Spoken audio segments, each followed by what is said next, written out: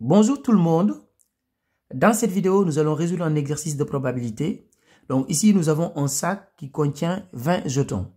Et ces jetons portent des numéros 1, 2, 3 jusqu'à 20. Et ici, on va tirer un jeton au hasard. Et l'idée maintenant, c'est de pouvoir calculer la probabilité de l'événement A. L'événement A, c'est-à-dire tirer un jeton qui porte un numéro qui est un multiple de 3.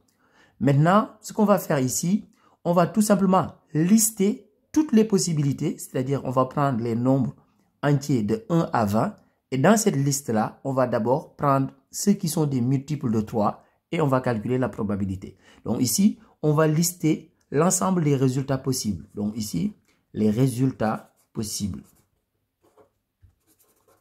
Donc quand on tire un jeton, voilà les résultats possibles. On peut avoir le 1, le 2, le 3, le 4, le 5, le 6, le 7, le 8, le 9, le 10, le 11, le 12, le 13, le 14, le 15, le 16, le 17, le 18, le 19 ou le 20.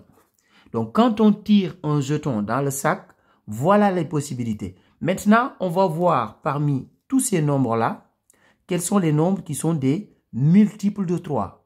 Donc, on va les compter. Donc, 3 est bien un multiple de 3 parce que 3, c'est 3 fois 1. 6 est un multiple de 3. 9 est un multiple de 3.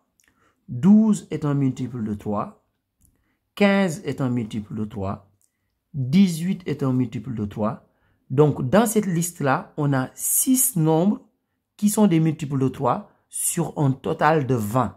Donc, ici, la probabilité de l'événement A est tout simplement égale à 6 sur 20. Donc, on peut simplifier par 2. Donc, on trouve 3 dixièmes.